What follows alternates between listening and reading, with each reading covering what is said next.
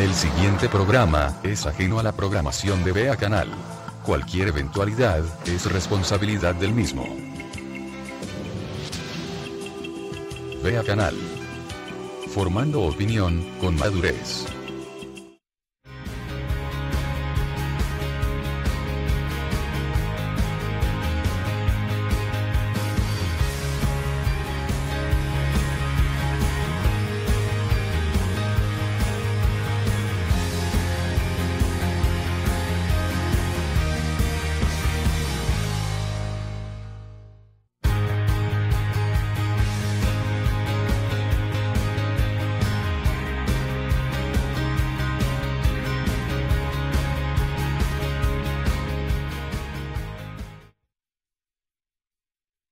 Gracias amigos de Vea Canal por estar en sintonía. Karina González de Rothman es mi nombre. Pues hoy es 28 de julio del año 2017. Le doy la bienvenida al señor embajador de la Unión Europea. Gracias por estar aquí. Es un placer esta segunda conversación que vamos a tener. Yo pedí que si podíamos conversar un poco acerca de recursos naturales, de cambio climático, de energía, de experiencias en Europa con la minería, de estos temas que tanto nos están afectando a Guatemala, a los países de América Latina, pero que también le están afectando al mundo entero, ¿verdad? Muy bien, muchas gracias por invitarme otra vez, ha sido un placer, es un placer volver aquí. Gracias, gracias señor embajador. ¿Qué le parece si comenzamos platicando un poquito acerca del Acuerdo de París del año pasado, que lamentablemente no se pudo ratificar porque el señor Donald Trump lo puso un poquito en stand-by y pues él dice que tiene otras inquietudes que quiere plantear en la mesa. ¿Cómo afecta esto a Europa y a América y al mundo entero? Bueno, el Acuerdo de París la verdad es que fue un gran avance porque por primera vez todos los grandes países del mundo, prácticamente en su totalidad, solo fueron dos países que no lo ratificaron, que creo que fueron Siria y Nicaragua. O sea, dos países que la verdad es que no tienen mucho impacto sobre las emisiones y sobre el cambio climático. Pues se pusieron de acuerdo en un esquema consensuado de reducción progresiva de emisiones. Evidentemente es un tema de una enorme complejidad, incluso técnica, y está claro que también el mismo concepto de cambio climático está sometido a diferentes interpretaciones. Hay quien dice que no hay un cambio climático como tal, que siempre hubo en la historia de la humanidad cambios climáticos, lo cual en cierta medida es verdad, porque tuvimos una glaciación, tuvimos épocas de enfriamiento, épocas de calentamiento, con lo cual quien apoya esa tesis dice que no, que en realidad la presencia del hombre es casi ininfluyente en el cambio climático. Yo creo que es una visión que, sin dejar de tener cierta parte de mérito, hace caso omiso de algo muy importante, que es todo lo que ha pasado con la revolución industrial para adelante, que sí ha significado un cambio fundamental en el uso de los recursos. Estamos hablando no solo del hecho que la revolución industrial ha llevado adelante una serie de actividades económicas en escala inaudita antes, es decir, siempre se han usado los recursos, siempre se ha buscado minerales, se han utilizado el agua y otros recursos, pero no a la escala que se ha hecho a partir de la revolución industrial, que desde Europa se difunde al resto del mundo. Y un corolario, una consecuencia de la revolución industrial ha sido el enorme aumento de la población. A medida que mejoraban las condiciones sanitarias, que mejoraban las condiciones de nutrición, pues la población del mundo ha explotado prácticamente de 1.000 millones a 6.000 millones en un solo siglo. Con lo cual, honestamente parece difícil poder llegar a la conclusión que todo eso ha sido neutro y que ser 1.000 millones o ser 6.000 millones es idéntico y que el uso masivo de recursos que se ha hecho a partir del siglo XIX y su extensión en el siglo XX a buena parte del mundo, porque ahora buena parte del mundo es industrial. Cuando hablamos de China, cuando hablamos de India, estamos hablando de países muy numerosos con mucho uso de recursos. Eso implica un algo, que quizás no sea todo debido al rol del hombre, es posible. Que haya una consecuencia debida a oscilaciones naturales que pasan en la Tierra, es posible también. Pero es obvio que hay una vinculación muy clara entre el aumento de los consumos y con lo cual del uso de los recursos y ciertos cambios climáticos.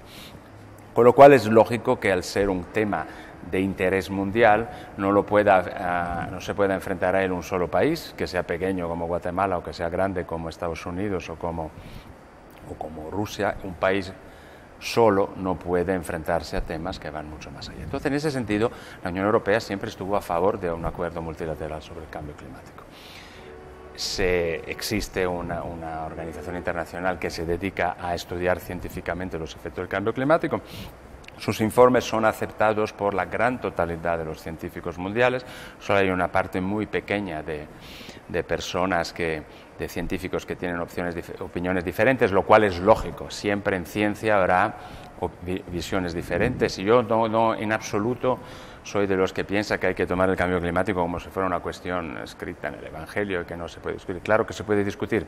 Ahora, cuando se ve que el 99% de los científicos dice una cosa y el 1% solo dice lo otro, me parece un poco infantil agarrarse a ese 1% diciendo, no, mire, hay uno, hay dos, hay tres que dicen otra cosa y podría ser verdad. Es posible, pero en términos probabilísticos es poco probable. Entre otras cosas, los efectos del cambio climático los vemos claramente cuando vemos los glaciares. En las grandes cadenas montañosas se están retrayendo, en el polo norte, en el polo sur se están retrayendo, con lo cual los lagos se están secando. O sea, hay una probabilidad muy fuerte de que eso sea verdad. Independientemente del cambio climático o no, aunque no hubiera cambio climático, tenemos un tema que va más allá, que es el uso racional de los recursos. La sobreexplotación de los recursos naturales no puede ser buena. No se puede estar consumiendo recursos en un siglo, en 50 años, no se puede estar explotando los mismos recursos que se explotaron durante milenios anteriores. Con lo cual es lógico que aunque no hubiera un efecto apreciable sobre el cambio climático, que lo hay, sí hay una necesidad de usar de los recursos naturales, hacer un uso inteligente de las tecnologías, de forma a usar los recursos del cual disponemos, que son finitos, de una forma racional. Estamos hablando ahora de recursos de extracción minera, pero el desafío más grande, usted sabe perfectamente que va a ser el agua. El agua es el principal recurso que vamos a echar de menos en los próximos 20, 30, 50 años. Varios conflictos, el conflicto de Siria, por ejemplo, del cual tanto se habla, se originan de sequías prolongadas y consecutivas en varios años que ponen de rodillas a la población. En el momento en el cual determinados países agrícolas ya no pueden producir alimentos de forma sostenida durante muchos años, eso crea unas tensiones que después algunos aprovechan para llevar adelante otro tipo de batallas, ¿no? Con lo cual hay un efecto muy claro entre el uso de los recursos, los efectos del clima y la estabilidad internacional. No podemos simplemente esperar a ver qué pasará en el 2050.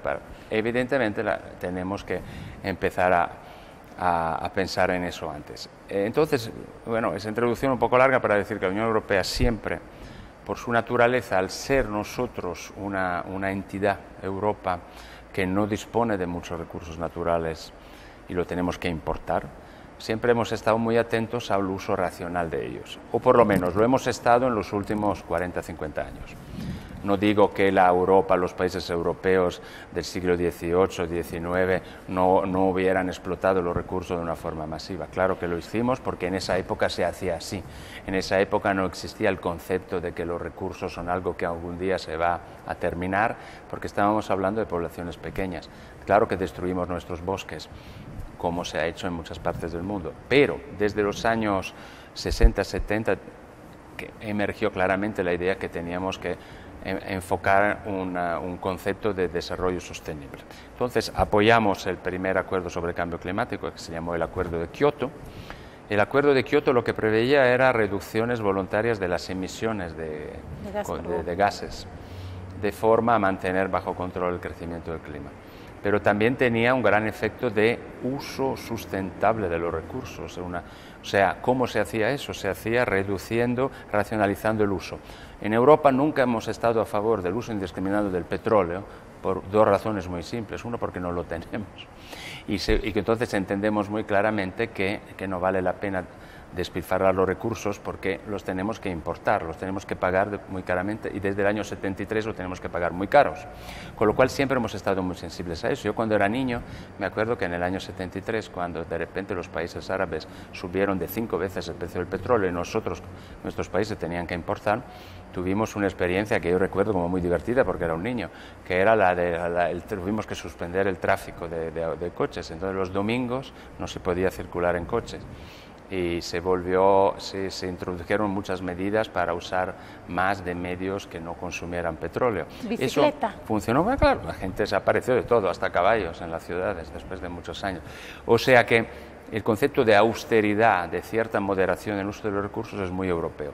En ese sentido propusimos el Acuerdo de Kioto, y el Acuerdo de Kioto lo que preveía era que los estados, esencialmente los estados que más consumen, los estados desarrollados, Europa, Japón, Estados Unidos, nos pusiéramos como objetivo voluntariamente de reducir los recursos. Y como a menudo pasa, que los europeos somos muy voluntaristas, tenemos grandes ideales, no siempre conseguimos llevarlos adelante con toda la coherencia que nos gustaría, pero tenemos esos principios ideales.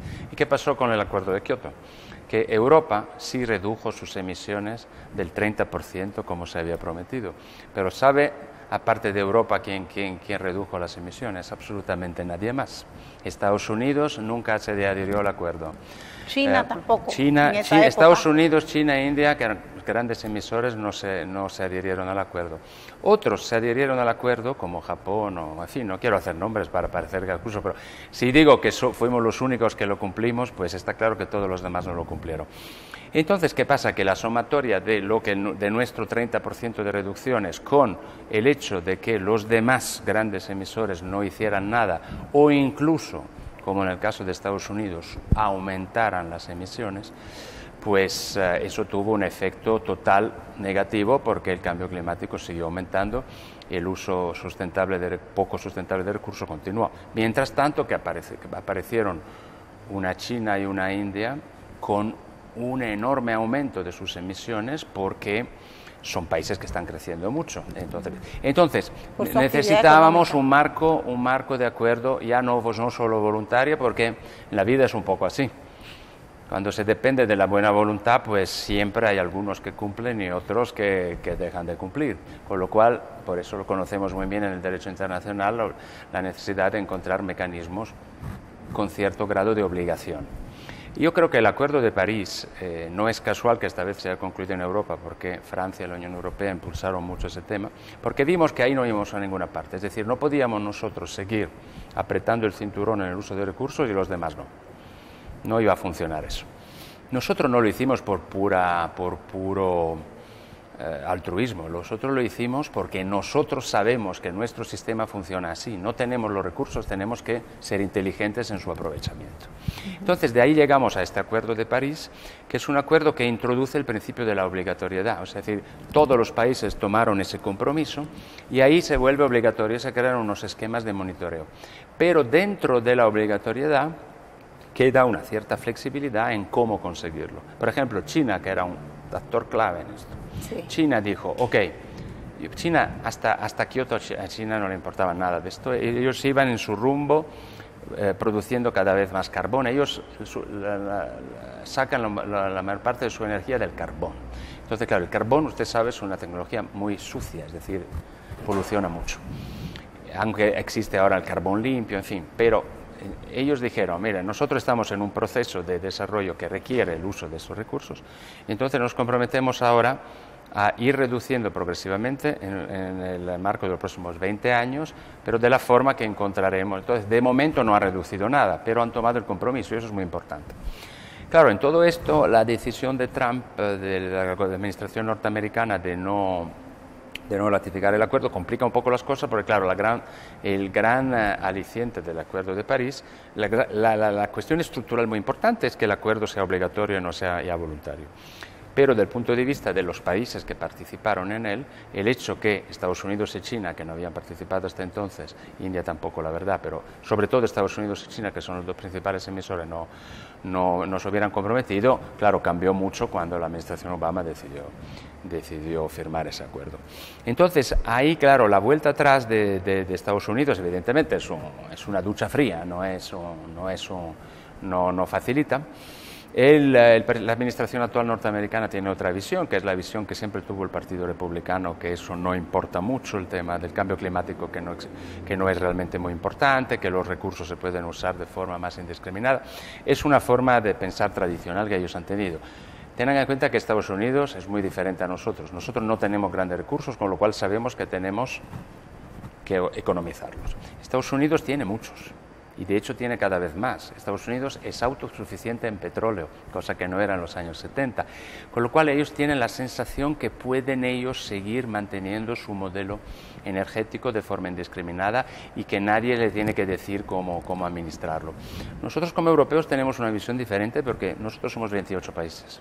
Estamos acostumbrados a vivir juntos, a tener nuestras diferencias, a saber que lo que le interesa en un determinado tema a Francia igual no es lo mismo que le interesa a Polonia, pero sabemos que tenemos que estar obligados a discutir entre nosotros y encontrar una solución común. Estados Unidos no tiene esta visión porque ellos son un gran país y piensan que pueden imponer al resto del mundo sus visiones. En este momento está prevaleciendo la visión de la administración actual y no sin divisiones, porque usted sabe que Trump tenía una serie de asesores en ámbito empresarial y energético y muchos de ellos no estaban de acuerdo con esta decisión y el jefe de ese panel de asesores dimitió después de la decisión que tomó el presidente Trump de no seguir con el Acuerdo de París. Con lo cual, ¿qué es lo que vamos a hacer ahora? Pues el Acuerdo de París ya no son dos los países que lo rechazan, a Siria y Nicaragua se le añade Estados Unidos, que sin duda tiene un efecto sobre el acuerdo mucho más importante, pero nosotros hemos fortalecido las relaciones con los otros miembros del panel, con China, con Japón, con Canadá, con los otros grandes miembros de la comunidad internacional y que son actores significativos, y todos nos hemos comprometido en el último G7 y G20 se confirmó que... ¿En el último G20 reciente? En el último G20 se confirmó que sobre el clima 19 vamos en una dirección y uno va en la otra. Ese uno es el país más grande del mundo. Pues sí, es el más grande, el más poderoso, pero los de otros 19 no nos dividimos. No fue divide et impera, como decían los romanos, sino que todos iremos en la misma dirección. Nos costará más, pero yo creo que es intuitivo, es racional, es lógico, que yo creo que lo entiende cualquiera, que usar los recursos de forma sustentable mediante nuevas tecnologías más inteligentes, más limpias, es mejor que usarlas de forma indiscriminada diciendo no hay mañana, como pensando, bueno, mañana será otro día. Pues no, mañana no es otro día, mañana en la historia de la humanidad tenemos una obligación de pensar en nuestros hijos, en nuestros nietos y en lo que vendrá después. La visión el hombre puede con sus recursos hacer lo que quiera es muy relativa porque no es verdad. No es verdad. Por mucho que tú tengas recursos, tú tienes que pensar cuáles son las consecuencias para los demás. Entonces yo creo que hay una buena posibilidad que el Acuerdo de París se mantenga en pie, de hecho va a seguir. El hecho que la administración actual norteamericana no siga, pues evidentemente no ayuda, pero nosotros no vamos a cambiar. Nosotros en Europa hemos introducido mucha tecnología solar, eólica, uso racional de recursos, ciudades inteligentes, edificios inteligentes, cada vez lo hacemos más. Así lo ha hecho Japón. Así lo han hecho otros países, pues en esa dirección seguiremos yendo, haga lo que haga Estados Unidos. Y también es un gran negocio, además económicamente es viable, se puede hacer. Entonces vamos a seguir, no vamos a cambiar. Usted sabe que, por ejemplo, en Alemania la mayoría de familias se alimenta de energía eléctrica producidas por paneles solares internamente en su propia casa. Y eso ha reducido enormemente el coste de consumo energético. Esa es una política inteligente que tiene que seguir. No vamos a cambiar porque algunos cambien de idea, ¿no? Es una obligación que tenemos de administrar de forma inteligente nuestros recursos. China tiene paneles solares encima del mar. Sí, China los tiene. Lo que pasa es que sí, los paneles, es un tema que lo he visto con cierto detalle, porque en mi país anterior era un país asiático, Pakistán, donde tienen mucho comercio con China, y había todos los paneles solares eran chinos. El único defecto que tienen los paneles solares chinos es que son mucho menos eficientes que los europeos o norteamericanos y tienen una vida mucho más corta. Como casi siempre lo que pasa con los productos chinos es eso, que son más baratos. Eso tiene la reputación que tienen y no es falsa, es verdad. Son más baratos, con lo cual atraen, dice, uy, en lugar de pagar 100 para comprarme esto que norteamericano o europeo, me pago 20 y lo compro chino. Pero tiene una duración mucho más corta y tiene una eficiencia energética mucho menor. Ahora, con todo eso, gracias a su competitividad de precios, los paneles solares chinos están invadiendo el mundo y sobre todo invadiendo Asia. Pero bueno, de todas formas, la energía solar es una excelente idea. Lo sabemos perfectamente, es una energía renovable, perfectamente renovable, con lo cual tenemos que cuidarla. Tenemos que cuidarla y tenemos que trabajar entonces a este esfuerzo. ¿Cuáles son los esfuerzos contra el cambio climático? Esencialmente consisten en usar nuestros recursos de forma más inteligente, no indiscriminada, y mejorar las tecnologías para que sean cada vez más eficientes y más baratas. ¿Por qué la energía solar es cara? Porque se produce poco paneles solares. En el momento en el cual se produzca gran cantidad de paneles solares, y eso es obvio fíjese, para nosotros aquí en Centroamérica, como Unión Europea, promocionamos la energía solar. Es verdad, Guatemala, uno puede decir Guatemala es un país que no tiene mucha necesidad de energía, pero por el mismo tiempo hay muchísima población guatemalteca que no tiene acceso a la energía, con lo cual es la paradoja que muchas veces enfrenta este país. Produce muchos alimentos y los exporta, pero mucha de su población no tiene acceso a ellos. Produce mucha energía y la puede hasta llegar a exportar, pero mucha parte del país no la tiene. Con lo cual está claro que hay algún tema ahí que hay desigual. Entonces nosotros, por ejemplo, como Unión Europea, promocionamos el solar en el sentido que para comunidades muy alejadas, por ejemplo, es una excelente solución el solar. Y tenemos casos de comunidades que tienen paneles solares instalados por proyectos de la Unión Europea. Pero incluso en las ciudades, yo creo que en muchos casos la energía solar puede ser una buena solución, porque sol hay. Gracias a Dios, sol hay, viento hay, o sea, los recursos. Se trata de organizarse para ello y de desarrollar las tecnologías de forma acorde. En Europa lo hicimos de forma, si usted ha estado en España recientemente, impresiona que uno cruza España y hay paneles eólicos, torres eólicas constantemente, que son así muy impresionantes. Parece un poco los molinos del Don Quijote. Lo que pasa es que los molinos eran tradicionales, estos son nuevos. Si Don Quijote resurgiera hoy, tendría realmente dificultad en atacar esos postes, ¿verdad? Pero es un poco la idea, ¿no? Es decir, el viento es la misma idea. El molino, ¿qué es lo que hace el molino de viento? Usa de una energía natural que vuelve todos los días para efectuar una operación que requiere energía. Entonces se necesita de estar al lado de un río y necesita el movimiento. La energía eólica es una adaptación moderna y es muy eficaz. Lo que pasa es que requiere mucha inversión. Para poder llevar adelante esa inversión es necesario que haya acuerdos suficientemente estables que hacen que los países puedan incentivar. Pero claro, si tú sabes que esa es la dirección en la cual vas, tú puedes como Estado incentivar el uso de nuevas tecnologías a sabiendas que tardarás 20, 30 años en ver los efectos. Si tú simplemente introduces incentivos, al año siguiente cambia el gobierno y dice, no, yo tengo otra idea y lo quito, ahí los beneficios no lo vas a ver nunca. Entonces yo creo que en estos temas energéticos habría que dejar de lado las reflexiones de muy corto plazo, los intereses políticos inmediatos, sin pensar realmente en los intereses a largo plazo que se quieren perseguir. Y la política energética requiere políticas de largo plazo.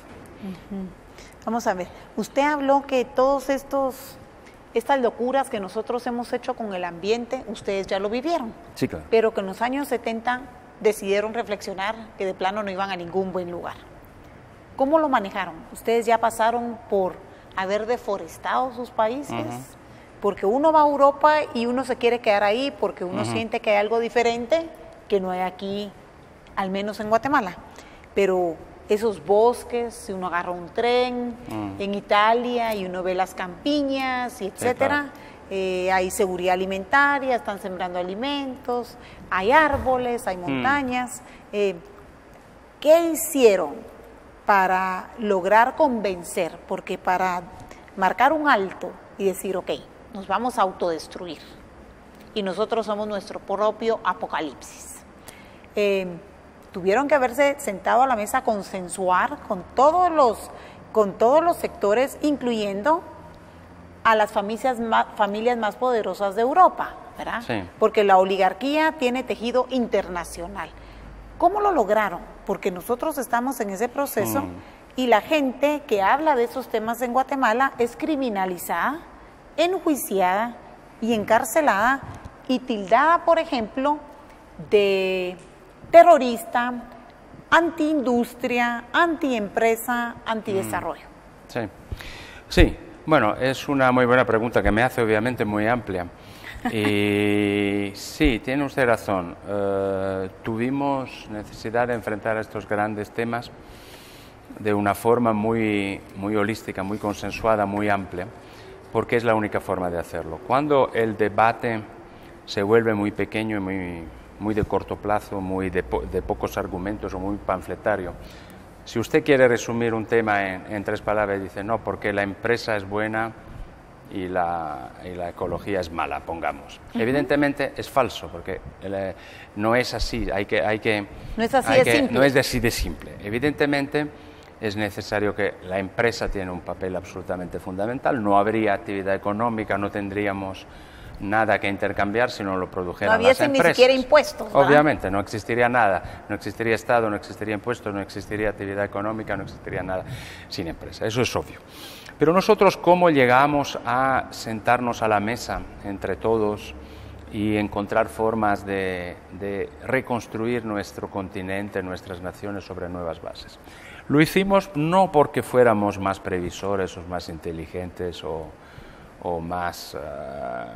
que lo entendiéramos más. Lo hicimos porque tuvimos un enorme problema, que fue la Segunda Guerra Mundial, en la cual llegamos a tal nivel de acrimonia y de división entre nosotros que, bueno, llegamos a tener a nivel mundial 60 millones de muertos por ese conflicto, a nivel europeo más de 30 millones de muertos por ese conflicto. Fue una auténtica tragedia. Frente a esa, usted lo puede comparar con el conflicto armado guatemalteco, que tuvo enorme consecuencia, pero imagínese la proporción de lo que fue aquello. Nuestro continente quedó prácticamente de rodillas, destruido. Entonces tuvimos que plantearnos las cosas de otra forma. La respuesta que se dio en ese momento fue la integración europea. Pero la integración europea no era solamente un acuerdo entre países que dicen, ok, hacemos lo nuestro internamente de la forma que queremos, pero después nos reunimos en una reunión de vez en cuando, cada 6 meses, y comparamos notas con los demás. No, la integración europea fue mucho más, fue crear un espacio común de prosperidad, de política pública, de ideas compartidas, que fueran en el interés no ya de un país o 2, sino de todos. Empezamos 6, fuimos ampliando y fuimos llegando a ser 28. La idea era... ¿El último en adherirse fue Turquía o quién? No, Turquía todavía no es miembro de la Unión Europea. Los últimos en adherirse fueron Bulgaria y Rumanía, 2 países del ex bloque soviético en Europa del Este, y ahora Gran Bretaña se va a salir el año que viene, que es el primer país que decidió salir. Pero bueno, eso es otro tema.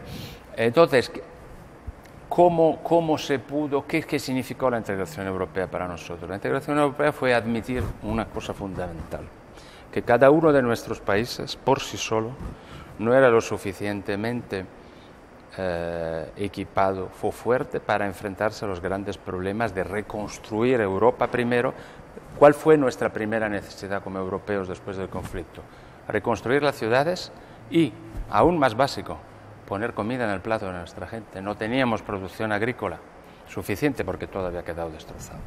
Entonces ahí tuvo mucha importancia el Plan Marshall que Estados Unidos lanzó para relanzar el mundo después del conflicto. Eso fue un plan positivo porque creó las bases para el relanzamiento de la actividad económica. Pero entonces, ¿qué hicimos en la Unión Europea? Primero, entonces se llamaba Unión, entonces se llamaba Comunidad, solo éramos 6 países.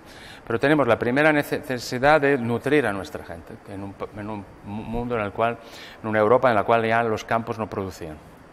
Entonces, lo que hicimos fue crear una política agrícola común, es decir, establecer un mercado ya no solo a nivel de un país, sino a nivel de los 6 que componían entonces la Comunidad Europea, y en ese mercado se le pagaba a los agricultores un precio garantizado, Es decir, independientemente de los avatares de la oferta y de la demanda, que siempre ha sido el gran problema, ¿cuál es el problema del campesino de siempre? Que él cosecha y no sabe si va a poder recolectar los productos por si hay algún tipo de catástrofe natural, entonces pierde todos los ingresos del año, y segundo, no va a saber nunca a qué precios va a poder vender. ¿Eso quiere decir que comenzaron a subsidiar la seguridad alimentaria? Sí, exactamente.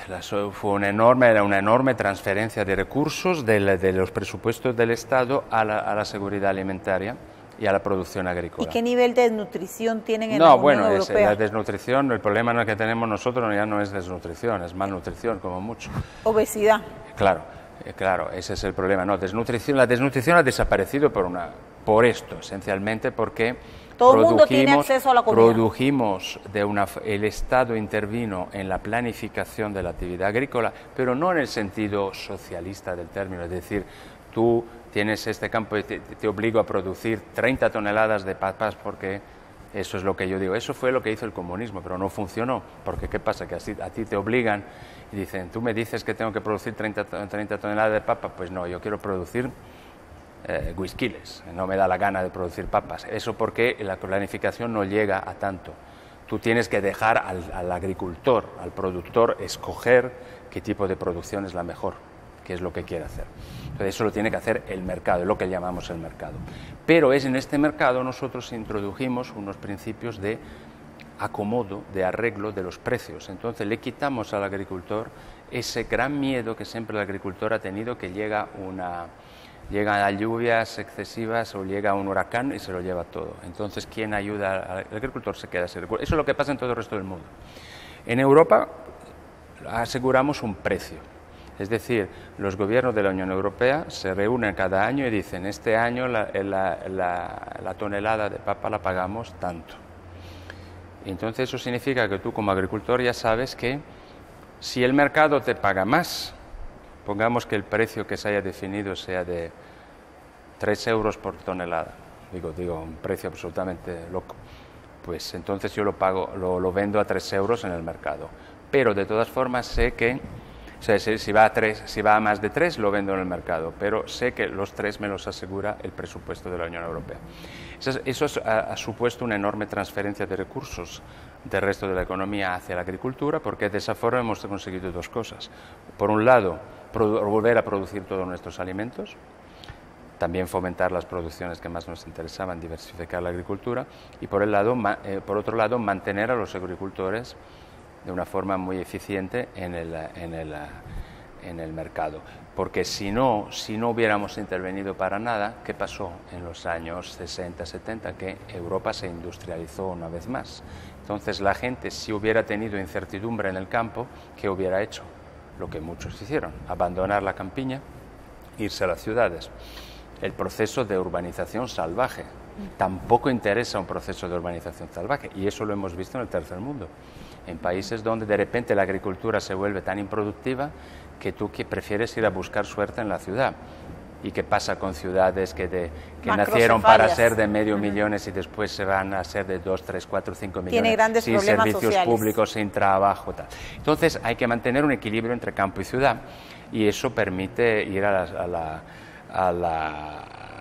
autosuficiencia alimentaria y después incluso a la creación de excedentes de producción, y mantener un equilibrio entre lo que se necesita de la producción industrial o de la producción agrícola. Ahora, para hacer un paralelo con Guatemala, donde la situación es un poco diferente, pues en Guatemala sí existió política agrícola, claro que existe una política agrícola, pero esa política agrícola esencialmente está destinada a favorecer la exportación de productos, lo cual ha hecho muy bien. Guatemala es admirable. Cuando tú pasas el occidente del país y ves toda esta cantidad de campos cultivados que producen productos muy competitivos para la exportación, eso está muy bien.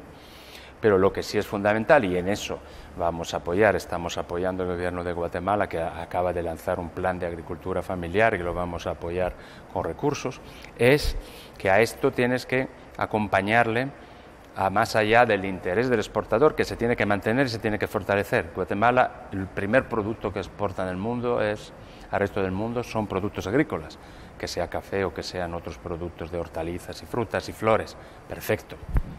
Tienes que exportar algún producto y Guatemala es la ventaja competitiva que tiene, pero al mismo tiempo se tiene que ser capaces de generar una producción para el consumo interno que permita enfrentarse al problema de la desnutrición, porque un país con desnutrición de infantil del 45% no puede salir adelante, es imposible. Y es un país que va a ser migrante siempre. Exactamente, porque primero y no solo, incluso desde el punto de vista educativo va a ser un desafío muy grande, porque estas personas que, cuando tú has tenido carencias nutritivas en tu infancia, muy difícilmente puedes remontarlas, ¿no?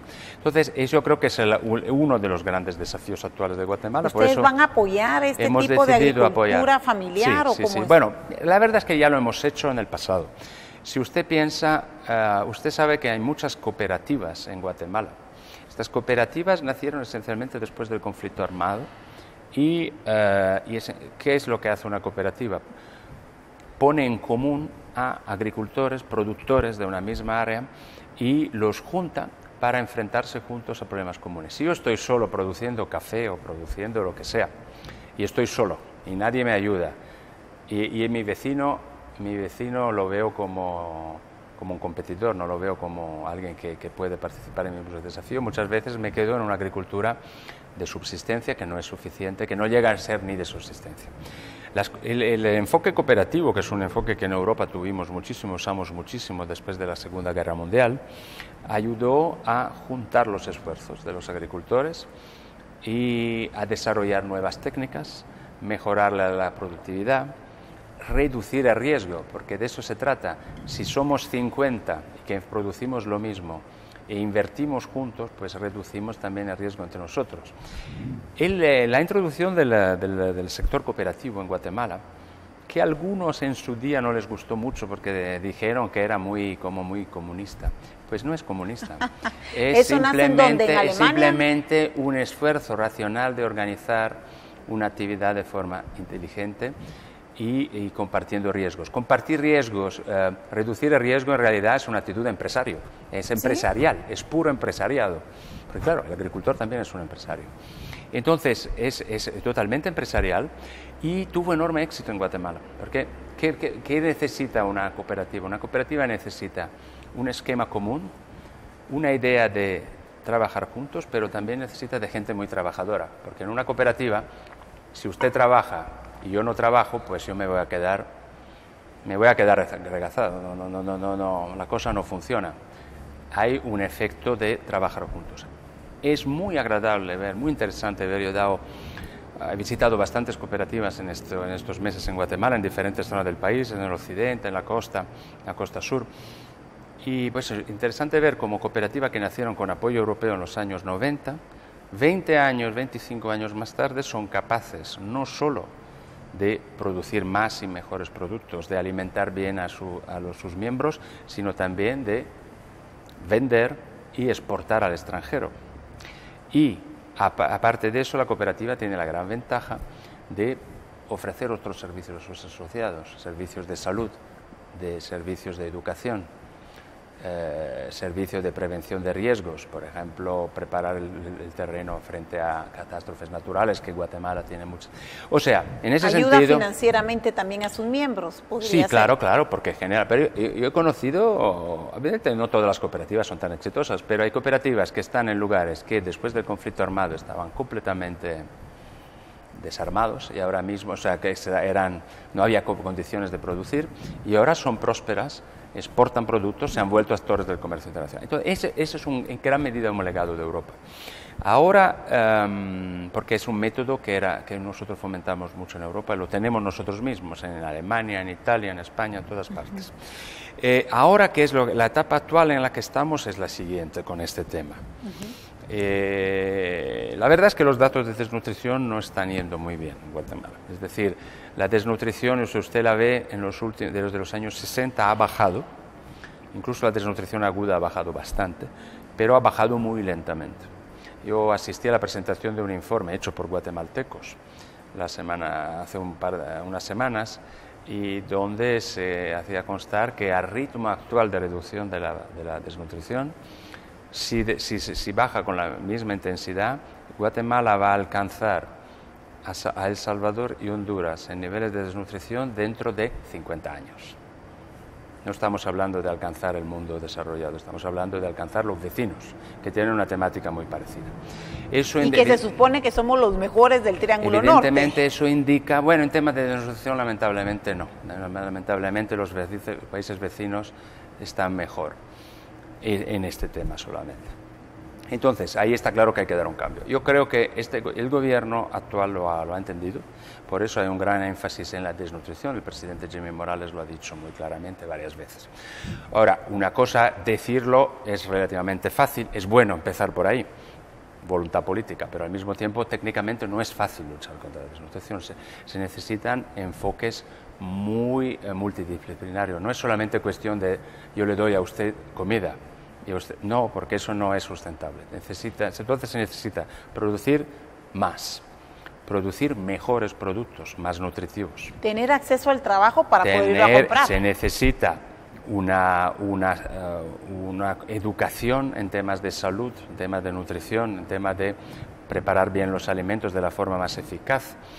Y también simplemente entender que no es lo mismo comerse unas buenas verduras que tú has producido que comerse una bolsa de patatas fritas en la tienda de la esquina, que eso está pasando mucho. A mí me llama mucho la atención. Uno va por Guatemala y lo que encuentra en todas partes son bebidas gaseosas y alcohol y ese tipo de productos que no son buenos porque provocan este fenómeno que es absolutamente nefasto en América Latina, desnutrición y malnutrición al mismo tiempo, no solo desnutridos sino además malnutridos. ¿Y a quién convence? Entonces, no, bueno, yo creo que simplemente es una forma de organizar las cosas de una forma poco racional que se va introduciendo simplemente por desconocimiento. Entonces la gente dice, bueno, comer patata frita es más moderno que comer mis zanahorias. Y es más rápido y más.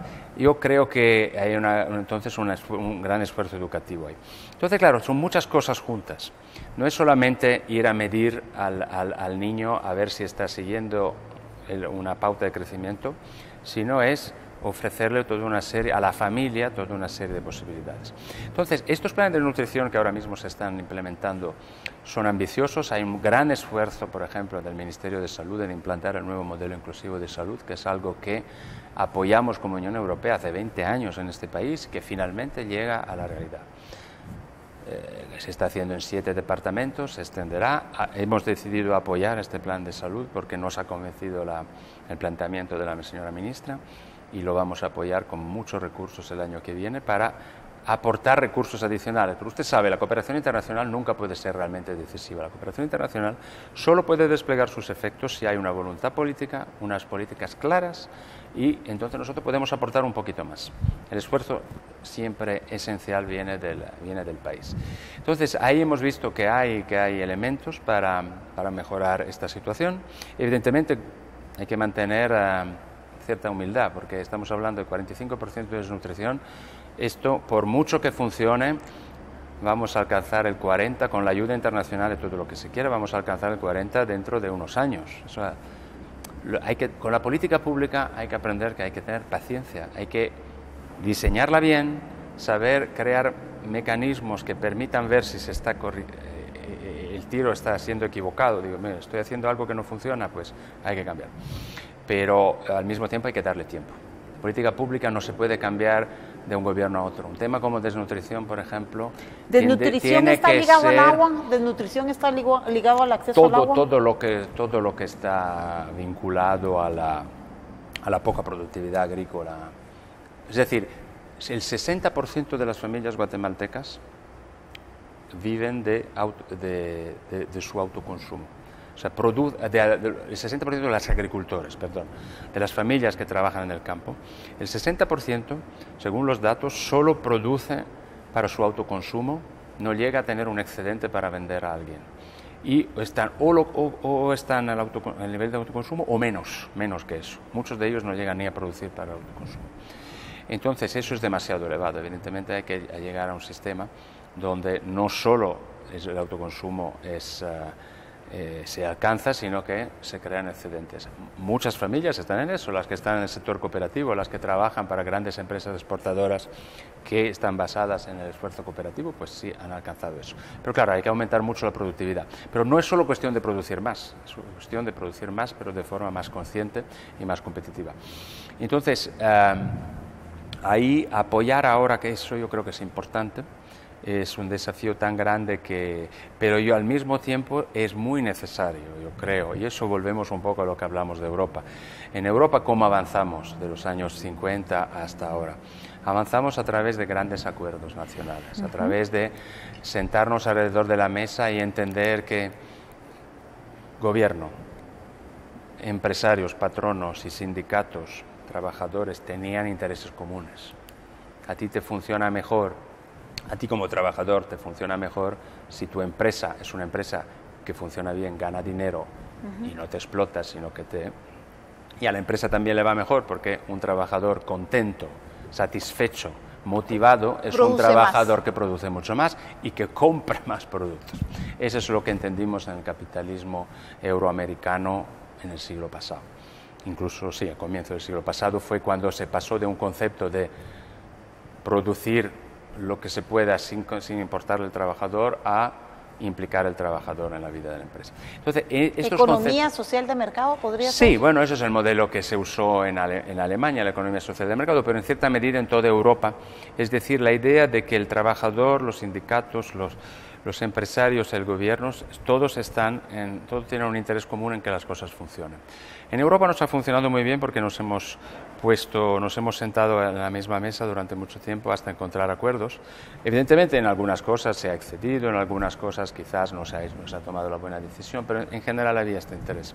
Claro, ahora mismo en Guatemala se nota un poco la dificultad, aunque hay señales de que las cosas van cambiando en ciertos aspectos, pero claro, las distancias entre las partes suelen ser muy amplias. ¿Cómo manejaron ustedes? Porque todos estos acuerdos que se lograron y que se pusieron de acuerdo que ya no iban a seguir destruyendo sus tierras porque importaba más la vida, y si no hay vida nadie consume, y si nadie consume no hay pisto y no hay industria y no hay mercado.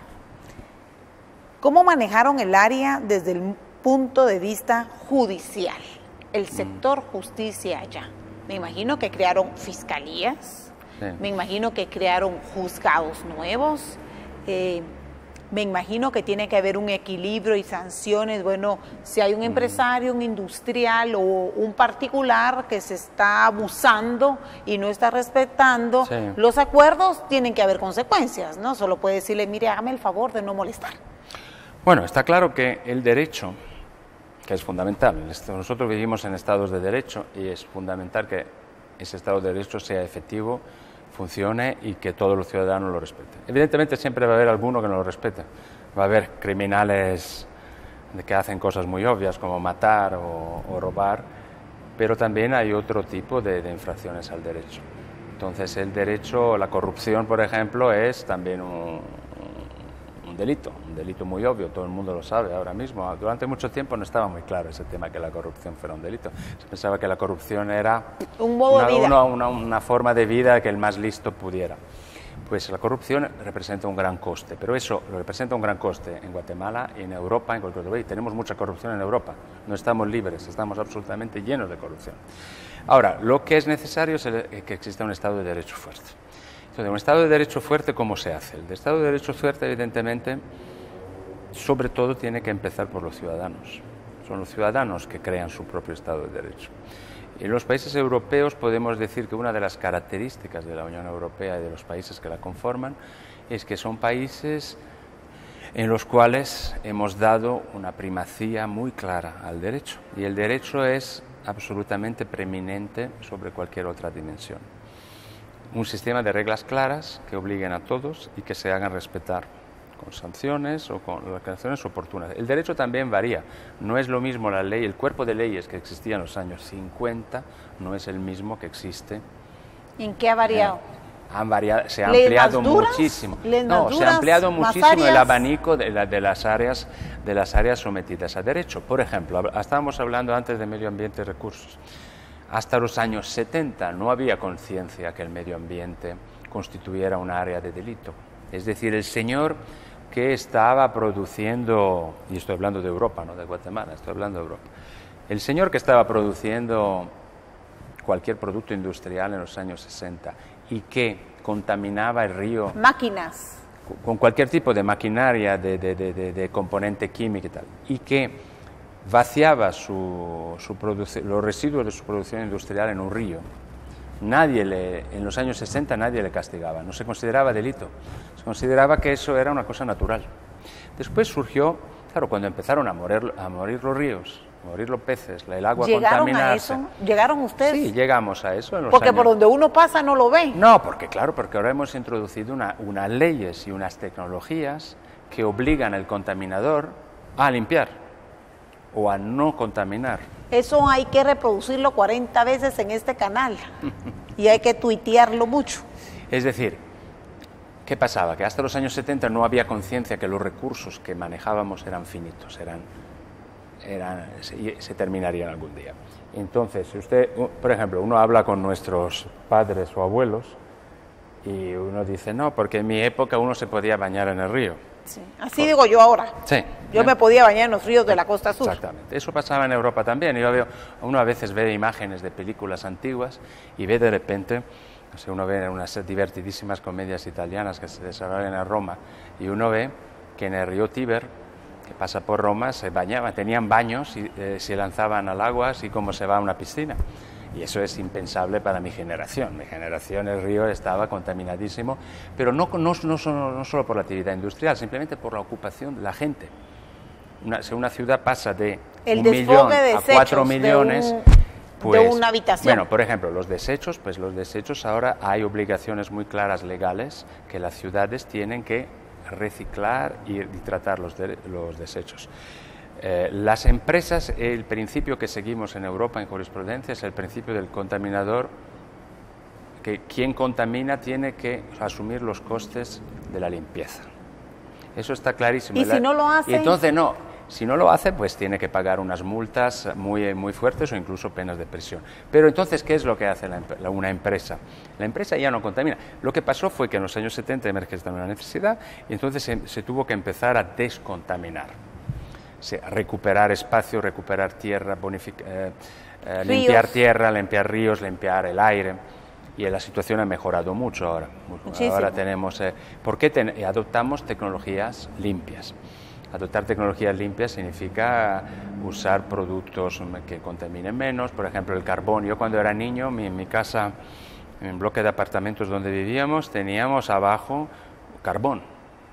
Se echaba carbón para alimentar la calefacción, porque es un lugar frío. Ahora el carbón ha desaparecido de nuestras ciudades, no usamos ya carbón, pasamos primero al petróleo, pero cuando vimos que el petróleo también tenía efectos contaminantes a través de las emisiones, menos que el carbón, pero todavía tenía, pasamos al gas, que es mucho menos contaminante. Después del gas pasamos, del gas natural, que contamina mucho menos, pasamos a las tecnologías limpias. O sea que son diferentes generaciones. Evidentemente, en cada momento que se cambia de tecnología hay costes. Entonces, claro, cuando hay costes hay que ir pensando que hay que dar tiempo a la tecnología de establecerse en el mercado. Si tú dices, bueno, hoy invierto en esto, pero el año que viene cambian las reglas y ya entonces no lo haces. Entonces, en ese sentido, por eso que hablaba antes de dar espacio, que estas políticas energéticas de recursos sean políticas de largo alcance, que piensen en el futuro, no piensen solo... Bueno, entonces, para terminar el tema del de los derechos... El que contamina paga. Sí, ese es el principio. Hay fiscalías. Y las bueno, fiscalías entonces, ¿qué pasaba? son que fuertes. En los años 70-80 había, las leyes, bueno, no necesariamente son fiscalías de medio ambiente específicas, pero la ley incorpora este elemento y después a nivel europeo hemos establecido reglamentos que son obligatorios para todos los países, donde, por ejemplo, tú no puedes exportar un producto si no está certificado que este producto se ha producido de la forma más enérgicamente compatible. Es decir, que es un principio que después existe a nivel mundial también, cuando se dice que no se puede importar un producto que haya sido producido por trabajo infantil, por ejemplo, por trabajo esclavo, pues eso se aplica en el derecho internacional. Y eso lo tenemos en Europa muy fuerte, con lo cual la respuesta es política pública consensuada. No es una política pública donde el gobierno se levanta un día y digo, usted empresario tiene que hacer así porque lo digo yo. Tiene que ser una política negociada, consensuada. De conciencia. Ver consensuada y concienciada. Es decir, de conciencia pero de consenso también, porque tú necesitas también como empresario tener una certeza del marco de reglas en el cual estás. Pero entonces, ¿qué pasó en Europa? Que en los 70 los ríos estaban contaminados, el aire estaba contaminado. Entonces, ¿tendremos alguna foto solo para poder ver un antes y un después? Algo de ver en Google. Hombre, yo creo, bueno, a mí se me ocurre, si usted recuerda, Gran Bretaña, Londres, la expresión humo de Londres. En Londres era conocida en los años 70 por una enorme capa de smog, que era el smog, eran esos humos que salían de la producción industrial. Bueno, por ejemplo, una cosa que tenemos en Europa es que hemos separado claramente las áreas industriales de las áreas urbanas. A mí me llama la atención que en este país y en muchos otros que conozco, las industrias están en el mismo tejido urbano. Entonces eso... todo está revuelto. Entonces nosotros tenemos la ciudad y tenemos el sector industrial completamente separados. ¿Y el área agrícola aparte? El área agrícola. Entonces, este famoso humo de Londres, pues en los años 70 Londres, usted cuando salía por la noche no veía, o incluso por el día, no veía a 1 metro, porque que es como está China hoy. ¿Sí? Las ciudades chinas están así. Sí. Cantón está así. Que se hizo en Londres, que en Gran Bretaña se introdujeron muchas tecnologías de limpieza de aire, y ahora mismo el aire está completamente despejado. O sea que hay una serie de técnicas que se pueden introducir. Primero los propios europeos hicieron su tecnología. Primero se limpió. Bueno, eso yo creo que no sé si es smog o si es niebla, porque también la niebla es un fenómeno natural, obviamente. Ajá. La tenemos en Europa y la tienen ustedes aquí, en los Altos. Pero las dos cosas, es que está claro que la niebla en las zonas de fuerte producción industrial se multiplica por todas las emisiones si no están controladas. Entonces, toda industria en Europa tiene que emitir siguiendo esas reglas. No se admite, hay unas fiscalías, hay unos inspectores que controlan todo eso. Y claro, 1952 Londres. Sí, en el 52 eso siguió hasta los años 60-70. Y después, ahora, eso con nueva tecnología desapareció. Esencialmente, la primera tecnología fue reducir las emisiones de carbón. Usted sabe que Gran Bretaña era un país que producía a base de carbón, se eliminó el carbón. Evidentemente, todo eso crea una serie de consecuencias. El trabajador del carbón, pues muy contento no estaba cuando le dijeron que ya no podría trabajar ahí, ¿verdad? Pero bueno, hay un interés social superior y probablemente los que trabajaban el carbón se pasarían a trabajar otra forma de energía más eficaz. Entonces, hubo un esfuerzo de decontaminación en los años 70-80 y a partir de ahí establecimos unas reglas muy claras y entonces ahora es el mismo empresario que tiene interés en no contaminar porque sabe que su producto no lo va a poder vender y sabe que va a tener que asumir unos costes muy grandes.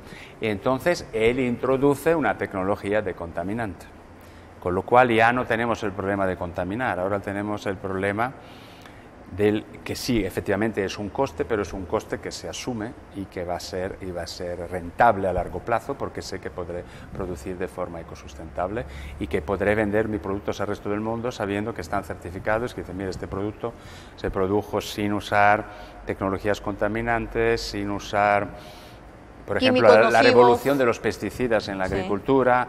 Antes se producía con pesticidas, después se vio que los pesticidas tenían efectos muy negativos sobre la salud y ahora se produce de forma orgánica. En Europa casi todo el producto agrícola es orgánico y también el exportador guatemalteco saca mejores precios del producto orgánico que de otros. O sea que hay toda una serie de políticas que son beneficiosas para la colectividad, para todos, para el ciudadano y para el productor, y que son el objeto de un consenso, de definir intereses comunes que igual suponen un coste a corto plazo, pero que a largo plazo son muy rentables. Interesante. Entonces, el que contamina paga. Esto es para el ambiente, esto es el que tala inmoderada de árboles. Sí, está claro que hay mucha reglamentación. Eso es lo que a veces algunos fuera de Europa, incluso dentro de Europa, algunos dicen, no, porque en Europa hay mucho reglamento, en Europa hay mucha política pública. Bueno, efectivamente hay que encontrar la justa medida, no se puede decir, bueno, que él está... No es pero eso es un planteamiento un poco equivocado, le explico por qué. Muchas veces se dice, hay muchos que dicen, tanto en Europa, pero sobre todo en Norteamérica, dicen, no, porque en Europa hay tanto reglamento que es imposible ya llevar adelante proyectos empresariales porque hay tanto reglamento. En realidad no es el Estado que obliga a hacer, es un interés común que está apoyado en un consenso que se ha creado. Es decir que es una ventaja poder producir con la libertad de contaminar es un error, porque en realidad esa contaminación después se retuerce contra el mismo que ha contaminado y desde luego contra el colectivo que está alrededor, todos los que están alrededor. Es decir, ¿quién gana de un río muerto? Nadie gana de un río muerto, porque ese río no produce ya los efectos que como río debería producir, que es proveer agua, proveer recursos. Alimento. Entonces, hay que ver lo que son entonces los costes sociales, y estos costes sociales no son una extravagancia que ha surgido en la mente de alguna persona con mucha fantasía, son costes reales. Un río muerto, bueno, si uno piensa en el lago Amatitlán, ¿qué ventaja se saca del lago Amatitlán estar muerto cuando antes era un lugar de veraneo y de creación de actividad económica? Porque antes de ese lugar se desprendía prosperidad y por eso se fueron las familias a construir sus casas ahí, sus chalecitos. En el momento en el cual ese lago está muerto, pues, y eso, imagínese lo que podría pasar del lago Atitlán en un futuro, si no sé. Próximo. De hecho, se está ya trabajando a eso. Es decir, los recursos naturales son una riqueza y producen más riqueza, con lo cual es un interés de todos prever. Y es un interés de todos que los gobiernos, los estados, los departamentos, en fin, a quien le competa, porque cada país se organiza de forma diferente, pueda tener esa capacidad de previsión. Entonces no hay que verlo como dictats, como órdenes, porque hay que hacer así porque lo digo yo, porque yo soy un burócrata loco que lo entiendo todo. Pues no hay nadie de nosotros conoce todos los temas, ¿no? Y menos un burócrata. Pero para eso es necesario alimentar ese tipo de creación de esas reglas de diálogos y de consensos. Sentarnos juntos, los empresarios, ¿cuál es tu realidad? ¿Qué es lo que tú necesitas? Tú trabajador, ¿qué es lo que tu colectivo, qué es lo que necesitas? Necesito agua limpia, necesito tierra que no esté contaminada por residuos. Necesito seguridad alimentaria. Entonces se puede encontrar pero eso requiere mucho diálogo y se requiere también dejar cada uno un poco de su postura extremista para encontrar Y es un poco la lección de 60 años de Europa, lo cual no impide que ahora mismo en Europa tengamos muchos problemas y muchos ciudadanos estén ultrajados por determinadas cosas, por ejemplo, por la corrupción de la política, que tenemos políticos corruptos nosotros también, y no es ningún orgullo, pero también tenemos leyes que los condenan. Okay. Tenemos un sistema que permite recomponer sus fallos y conducirlos a un interés superior. Voy a ir a una breve pausa y al regresar hay un tema muy importante que le quiero hablar y tiene que ver con el ambiente y es su reciente viaje a Petén. Usted me comentaba que hace unos días fue por aire y yo quiero ver si usted pudo apreciar por aire a través de la ventana lo mismo que yo aprecié hace 2 años. Así que breve pausa y ya regreso.